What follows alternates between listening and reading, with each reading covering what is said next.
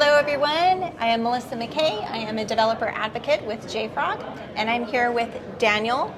We are at FooConf Helsinki, and Daniel has a talk coming up this afternoon, not too far from now actually. Yeah. Daniel, would you like to introduce yourself to us and tell us a little bit about your talk? Sure. My name is Daniel Deogun. I'm doing a talk about security and design. Basically, it's a talk about how I would say innocent code actually turns into something vulnerable, and how you exploit that, and then of course how you would use the concept of secure by design in order to mitigate those type of security vulnerabilities. Nice. Yeah. Is there one example you can give us in particular that is your favorite, so to speak?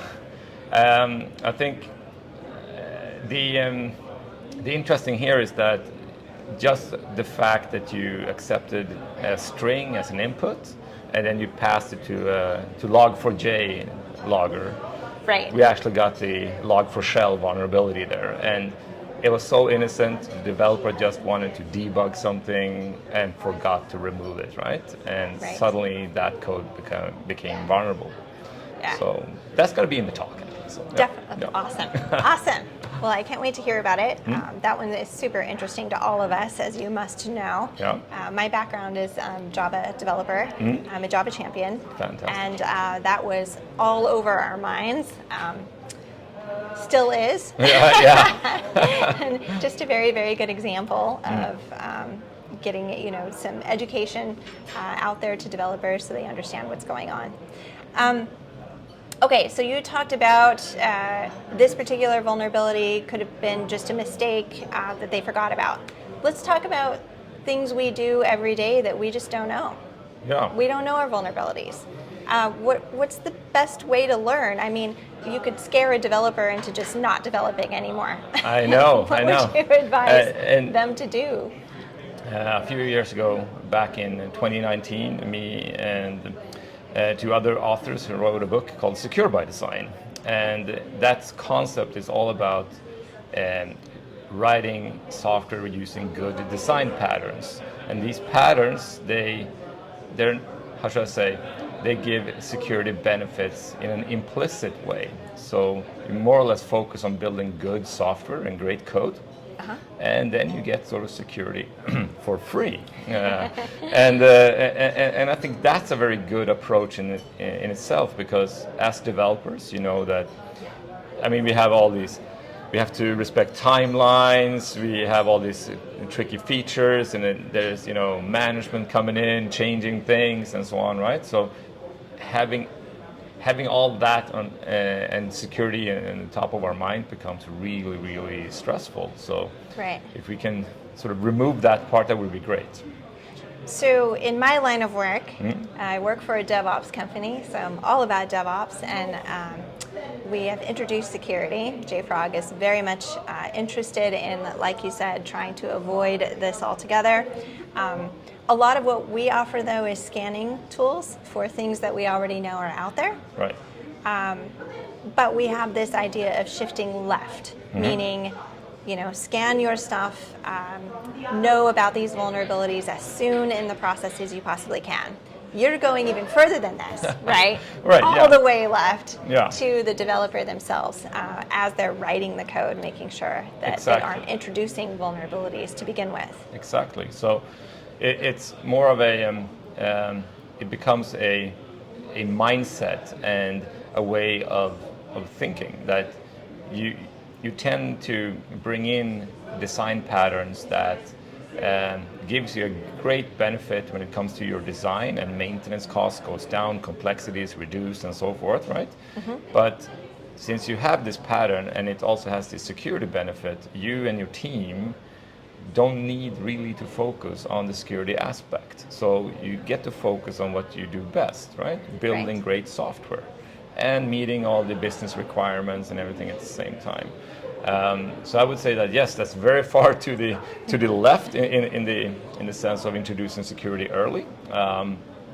But at the same time, we should never forget about security, of course, right? I mean, we should still do our penetration testing. We should do our scanning. We should keep track of our CVEs and so forth, right? So Right. That's of course. You're right. So this is just a complement to all of that. Yeah, totally makes sense. If we can slow the flow in the beginning, that's great. Yeah. But there are multiple points where we can get failures. So having multiple points checking is always a good idea. Absolutely. I've gotten into discussions with people in the past about how to implement this mindset in your organization. Sometimes, as human beings, we only react when we're in pain. I know. Yeah. So sometimes having a preventive approach can be a challenge. Do you have any advice for a developer who's struggling with that problem in their organization? Well, I know the company I work at, Omegapoint, is actually training companies in doing this, of course. But a good way could be to read the book, of course, but also study papers, presentations, and then start taking small step towards this. Start with one pattern, start with one thing, start with one module, trying to improve that, and then step by step, you sort of raise both the knowledge level in your crew and your team, but also the code base becomes better and better. And we should never forget that 100% secure is probably impossible. It's all about risk, right? And Right. risk reduction. So if you apply several patterns together, you sort of get a hexagonal structure that becomes a defense in depth thing, right? So it's a multi-layered security model that you're going to use eventually in your code base, applying these different patterns together. Okay. And adding one pattern, then another, and then another, it eventually becomes more and more secure. And Excellent. That's how you need to work. You don't have to do everything from the beginning, but just start somewhere, right? And do it step by step.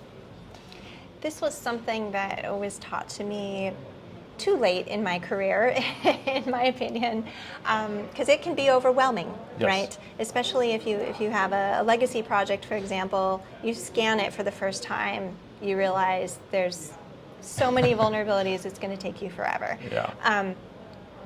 So this whole idea of improving by 1%, Yeah. making some measurements and improving by 1%. Exactly. Do you have any advice on what kind of measurements someone should take to decide if their code is secure or not, or how it can be improved? What kind of benchmarks should they be looking for?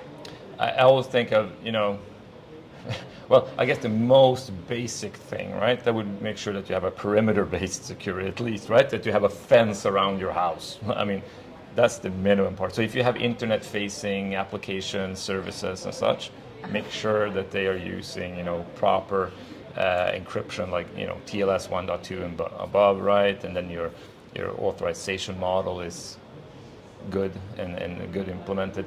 Okay. But of course, a perimeter-based security is just as good as it is, right? If you go through it and get through it, if you climb over the wall, well, then you're home free.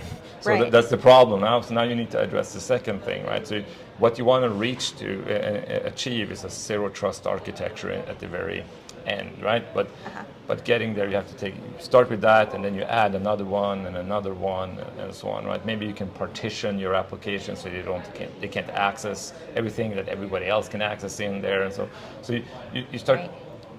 Start that way and progressively work inwards, so to say, right? And that sort of adds things that are, at least it's better than yesterday, right? Yeah, that fits exactly. Yeah, that makes a lot of sense. And it's never too late.